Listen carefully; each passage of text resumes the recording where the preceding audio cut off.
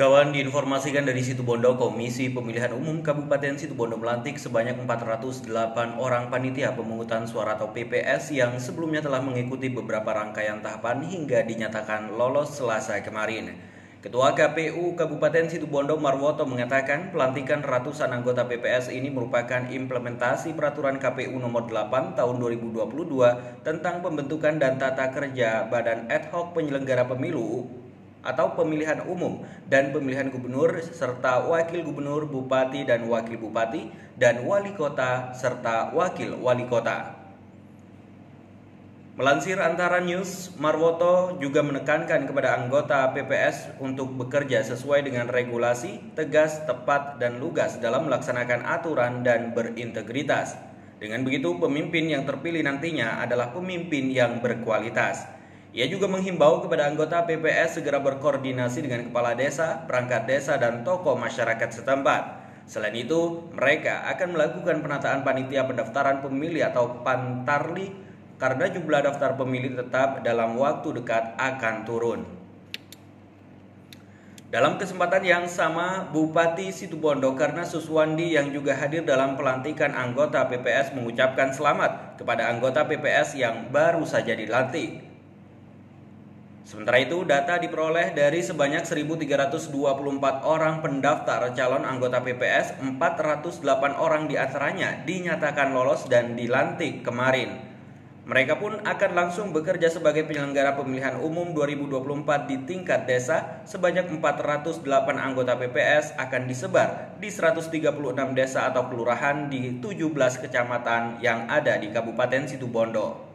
Pemilu 2024 sendiri selain memilih presiden, DPR, dan DPD pada bulan Februari juga memilih bupati dan wakil bupati di bulan November 2024. Kita beralih ke informasi lainnya dari Bondowoso, kawan. Data kemiskinan yang dirilis Badan Pusat Statistik BPS Jember per Maret 2022 ada sekitar 105,69 ribu jiwa atau 13,47% penduduk Bondowoso yang masuk kategori miskin.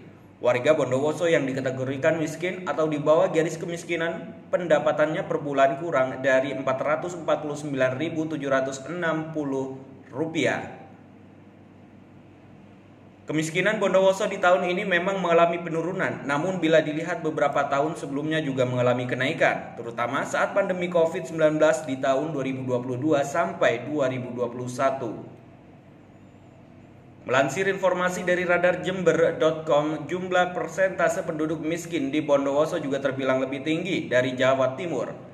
Dari data BPS Jatim pada Maret 2022, total kemiskinan baik perkotaan maupun pedesaan di Jatim mencapai 4.181 ribu jiwa atau 10,38%. Bila dibandingkan dengan kabupaten tetangga yaitu Jember, persentase penduduk miskin per Maret 2022 juga jauh, yakni sekitar 9,39%. Sedangkan dibandingkan Situbondo, persentase penduduk miskin mencapai 11,78%.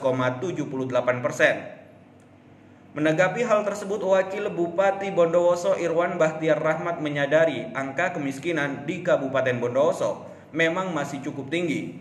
Walaupun demikian, tingginya angka kemiskinan tersebut tidak hanya terjadi di Bumi Kironggo, melainkan berbagai daerah di Jatim, khususnya Setapal Kuda.